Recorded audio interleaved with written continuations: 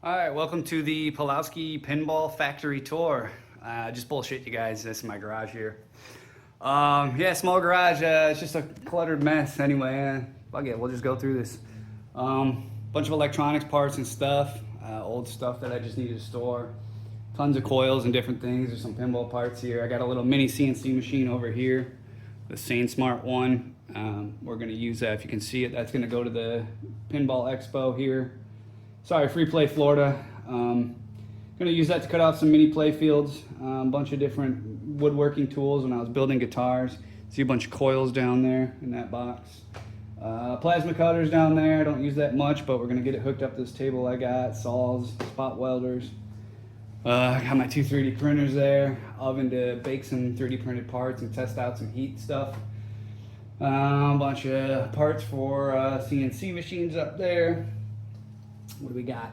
Look at all these old circuit boards, just different iterations for over 6 years here. Another SLA printer. I got another one in the house. A bunch of filament, resins.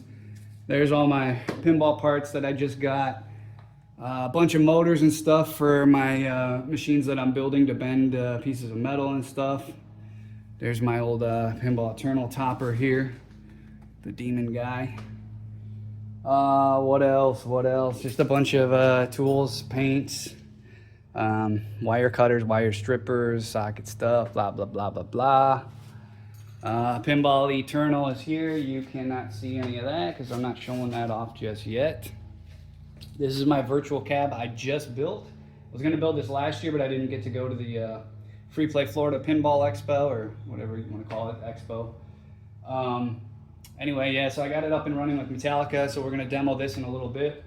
Can't really tell the difference here on video, but the blue one here is a different material I talked about before that looks really nice and glossy, and the colors are really nice.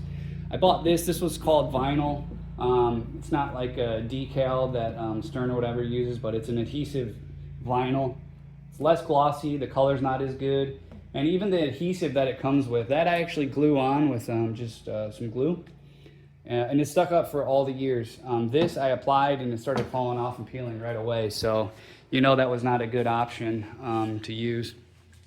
Down here, CNC machine here. Eventually gonna raise that up so I can get some storage or other machines to go underneath it.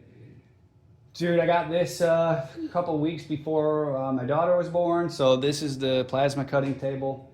Hook up with the plasma cutter here, but I still have not even got this operational, man. It's just been crazy with the baby. Bunch of just junk on the floor here. Eventually I'll clean this up as I go. Like, you know, one thing that's crazy is I'll use a tool. I'm way better at it now, but maybe like a couple years ago or 3 years ago, I'd use like a screwdriver or tool, and then I'd place it somewhere and I forget where it was, and I'd spend another 2 minutes trying to find it, and I just do this all day long. So yeah, it's good being a little bit organized here. I got some bins with just a bunch of parts and stuff. I got a press over there to bend some metal parts and stuff. Here we go. I got this is the miniature Pulp Fiction on low rotisserie here. You can see some of the coils and stuff mounted up there. It's all just miniaturized 3D printed parts. Since I'm getting into metal a lot more, I could probably make those metal, but it's just no need to right now, and they should hold up. Everything that I've 3D printed is held up on a normal size game actually, so not worried about it. Here's the Pulp Fiction miniature cab here. You can see just kind of standing up to it. It's pretty small. So 70% scale. So you guys have seen the Wonderland stuff. That's going to be really small. I actually got the oh man, I'm making a mess. I actually got the back box for that right here. So it's just going to put a monitor in there, and I'll put some speakers or something in there. We'll see. Pretty much it. Drill press and some stuff back there. I started putting everything on wheels so that I can move it around. I talked about this in my last video, like my pinball machines are on wheels, both of those. So once I start being able to clean all this junk up, I can move it around, and then if I'm not working on a machine, I can just push it into the back corner, and then if I need to bring one out, I'll just bring it front and center and work on it here. But yeah, I got some different presses and stuff and grinding tools. I got my lawnmower back in there, so it's just a freaking mess. And yeah, there's a bunch of wood parts and stuff, leftover scraps that I used over the years. pretty much it. Yeah, even on this garage, I think I can clean it up. I think I could do at least 100 games a year just in this little garage. I was watching the Barrels of Fun video, and man, they upsized a second time, and they got like a humongous warehouse. I think out of this, I could just do maybe like 100 games. In Florida, you can actually have 2 employees work for you in your house. I really don't want to do that. One, it's hot in here. I got to figure out how to get it cooled down. I'd have to get some kind of AC system. I just don't want to have people working in my house, and neither would my wife either. Especially if she's sleeping, and we can't be cutting wood in here all day long and stuff. So, yeah, look at this. So I bought this just to check. So my garage is 81 degrees with 60% humidity. Just being out here this little bit, starting to sweat, man. It sucks. So anyway, yeah, I'll probably get like a $20,000 warehouse. With all the fees and different things, insurance, that might go up to like $30,000 or $40,000. It won't be too bad.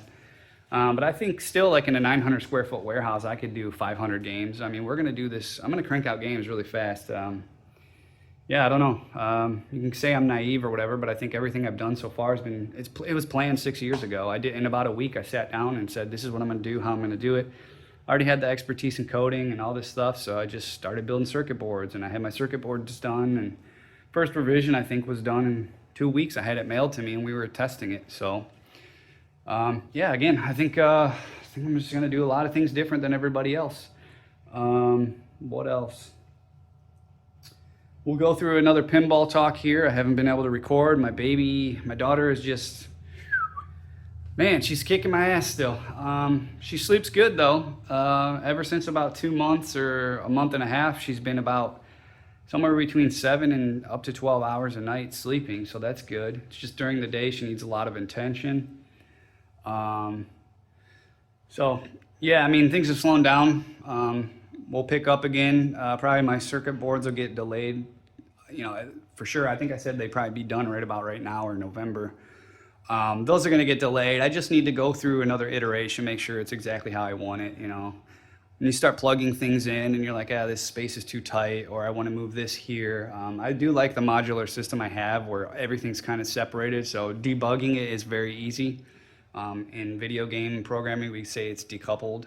So you don't want your rendering code, in video games to be doing, updates to physics, or like making it, inside of the rendering code, you don't do like, hey, if the user presses a button, like, throw a fireball. You want to do that separate in the gameplay code, and then you can kind of debug and know if this is a rendering issue or if it's a gameplay issue. And just same way with this, like, if an input's not working, you don't have to look at a giant circuit board that's really tight, like a Stern node board, and be like, hey, what's going on? Because it's really pretty crammed in there. And all the wires kind of go to one node board. They have like a few down there. So just having the wires kind of split around, you can say, okay, like this little tiny board here controls, 8 inputs. And what input? So if an input's wrong, you just go to that board and you can really easily see it, test it, get a multimeter in there to test the electrical stuff. But yeah, I'll just show off the virtual pinball cabinet here in a minute, and that's about it. We'll go through another pinball talk, like I said, just haven't had time. A lot of stuff to talk about though, so. All right, so here we go. It's already on free play mode. Normally you can put credits in and press start. So go ahead and hit start. Crank the music up a little bit here. So I do have a little mini subwoofer down there. The volume is actually really quiet right now. So you got your video select. So it all works just like the virtual demo I showed, but it's just hooked up into the cab now. Right now I don't have a launch button, so you just hit the 2 flippers to launch a ball in the game. So yeah, it feels pretty cool. The physics still need an update here. Just, now it actually feels like I'm playing a Metallica game kind of, and it's just the physics are a little bit off, that's it. So we'll hopefully be able to fine tune that before free play, just a little bit better. I'd say right now the physics are about 90%, so if I can get them to 95 or higher, I think, it'll be cool. It'll feel really good.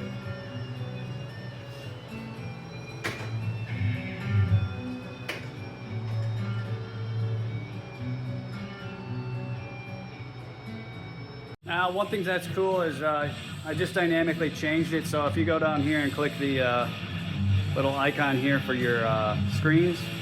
You can change your rendering location of where you want to draw stuff. So like the LCD, I can put it on the secondary monitor. So I can go here and take the back box and put it on the secondary monitor so it's up there now. I can take the back box off.